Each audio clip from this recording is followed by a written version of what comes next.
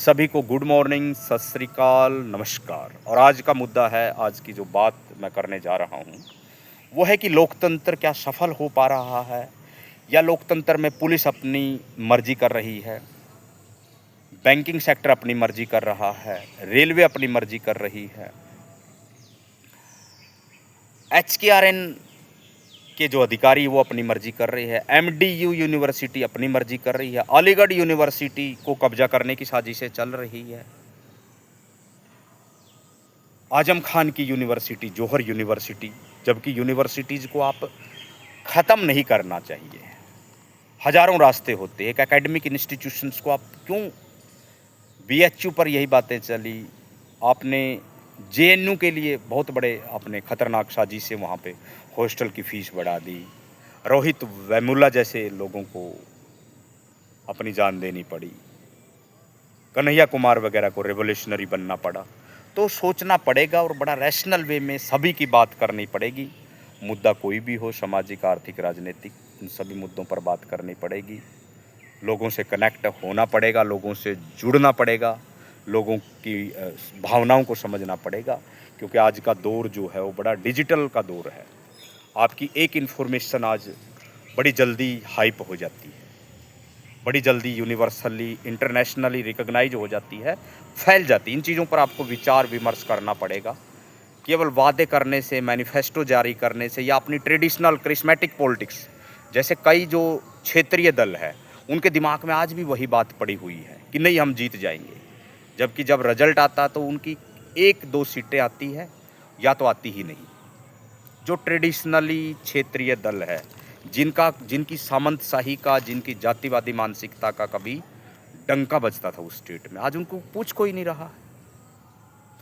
बहुत radical change आ गया है।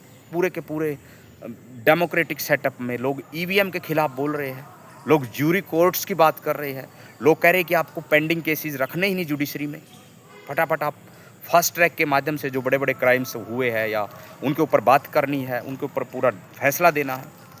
क्योंकि पहले तो प्रोसीडिंग्स में इतने साल बीत जाते थे कि जिसने ऑफेंडर है वो भी मर जाता था, विटनेस भी मर जाते थे, सबूत भी ख़त्म हो जाते थे, लेकिन केस चलता रहता था। तो बड़ा बुनियादी तौर पर आपको सोचना पड़ेगा, आपको मेंटल लॉक से बाहर आना पड़ेगा, मेंटल स्लेवरी से बाहर आना पड़ेगा, दिमाग की गुलामी से बाहर आना पड़ेगा।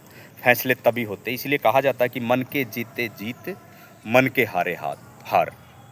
तो जो मन से जीत जाता है वो जीतता रहता है, जो मन से हार जाता है। इसलिए हमेशा मैं बार बार कहता हूँ कि आपको बड़े पॉजिटिव ऑटो सजेशन अपने को देने चाहिए, नेगेटिव ऑटो सजेशन आपको नहीं देने चाहिए। क्योंकि हमारा जो ब्रेन है वो बड़ा पावरफुल होता है, हमारा जो सबकॉन्शियस है बड़ा पावरफुल होता है। वो सच झूठ को नहीं जानता, जैसा आप उसको दिखाते हैं आईना वो वैसा ही दिखता है। तो इन चीज़ों को हमें समझना पड़ेगा। और मैं डेली आपसे मिलता हूँ। भूमिहीन बेरोजगार संघर्ष मोर्चा के नाम से राष्ट्रीय मंच गठित किया है, उसमें आप सभी का वेलकम है, स्वागत है। मेरा जो कॉन्टैक्ट नंबर है वो है 9876589750। लगभग हर प्रदेश से साथी जुड़ रहे हैं। और मूवमेंट जो जन आंदोलन वो एक लंबा प्रोसेस होता है, इस चीज़ को मैं अच्छी तरह जानता हूँ। इसलिए बड़ा सहज भाव से आपके साथ हर मॉर्निंग में पेश होता हूँ, अपने विचार रखता हूँ। बात चाहे जयपुर की हो, बात चाहे पंचकुला की हो, बात चाहे मेरठ की हो, पटना की हो, रांची की हो, जो डेली ज्वलंत घटनाएं घटती उन पे बात करते हैं। और डेमोक्रेसी पे बात करते हैं, इक्वलिटी पे बात करते हैं, जस्टिस पे बात करते हैं, हिस्टोरिकल एनालिसिस पे बात करते हैं, लोगों की मानसिकताओं पे भी बात करते हैं, जुडिशरी सेटअप पे भी बात करते हैं। तो मैं बड़ा मनोवैज्ञानिक तरीके से लगा हुआ हूँ। आप सबसे मैं गुजारिश करता हूँ, मेरी पुरजोर अपील आपसे है कि आप जुड़े हमसे, कांटेक्ट करें, व्हाट्सएप करें, हमारे को लिख कर भेजें। क्योंकि आजकल आईटी का ज़माना है, इंफॉर्मेशन टेक्नोलॉजी का ज़माना है, साइंटिफिक टेक्नोलॉजी का ज़माना है, ग्लोबलाइजेशन का दौर है, लिबरलाइजेशन का दौर है, प्राइवेटाइजेशन का दौर है, और जैन जी का बहुत बड़ा जोर है। तो जैन जी बहुत बड़ी भूमिका निभा सकता है, बहुत बड़ा। तो हम जैन जी को लेकर, युवाओं को लेकर बहुत चिंतित हैं, उनके रोज़गार को लेकर, उनकी शिक्षा के लेवल को लेकर, उनकी स्थायी ज़मीन भागीदारी को लेकर, ताकि वो एक अच्छा महसूस करें। हमारी बहुत बड़ी एक जवाबदेही बनती है, बहुत बड़ी जिम्मेदारी बनती है कि भारत का यूथ जो है वो भारत के प्रति वफादार तभी रहेगा, तभी देशभक्त रहेगा, जब उसके सरोकारों से हम जुड़ेंगे, जब हम उनके साथ जुड़ेंगे, उनके व्यक्तिगत, उनके सामूहिक समस्याओं पर, उनकी चुनौतियों पर हम काम करेंगे। तो आप सब सुन रहे हैं, इसके लिए आपका बहुत बहुत धन्यवाद। आज दरअसल थोड़ा सा डिस्कनेक्ट हो गई जो कंटेंट मैं बनाना चाह रहा था, क्योंकि I am very original photographer, very original videographer, original creator. तो मैं जो भी क्रिएट करता हूँ बड़ा ओरिजिनल क्रिएट करता हूँ, जनरेट करता हूँ। आज चूँकि वीडियो बीच बीच में डिस्कनेक्ट हुई है, कुछ एटमॉस्फेयर सही नहीं है और कुछ थोड़ा सा बीच में डिस्टरबेंस आ गई थी, कई फ़ोन कॉल वगैरह आ गए थे अर्ली मॉर्निंग, तो उस करके थोड़ी सा व्यवधान हुआ। उसके लिए मैं ज़रूर आपसे क्षमा प्रार्थी हूँ।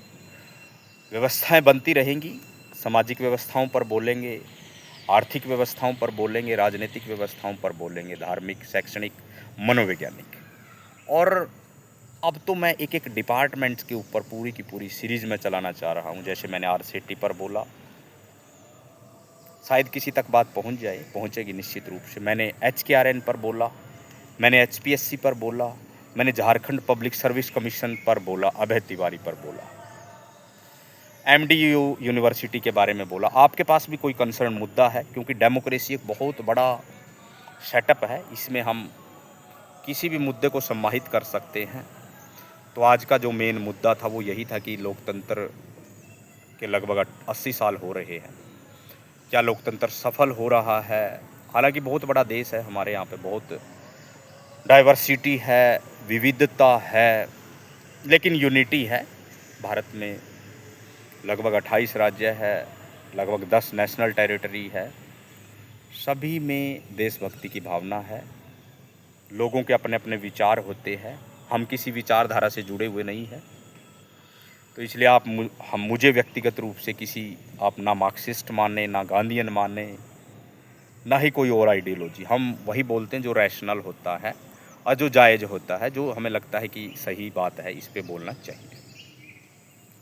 तो इसलिए आपको डेली गुड मॉर्निंग करते हैं कि आप बिल्कुल तरोताज़ा होकर विचारों को सुने, क्योंकि हमारी व्यक्तिगत जो एक लड़ाई है वो किसी सिस्टम के साथ है, किसी व्यक्तिगत व्यक्ति के साथ हमारी कोई लड़ाई नहीं है। हम किसी भी तरह की वायलेंस को प्रमोट नहीं करते हैं, किसी संस्था के सिस्टम के खिलाफ हम बोलते हैं अगर उस सिस्टम में खामियां हैं तो। बड़ा सहज तरीके से, बड़ा संवैधानिक तरीके से, बड़ा सैद्धांतिक भाव में आपसे बातें करते हैं। वैचारिक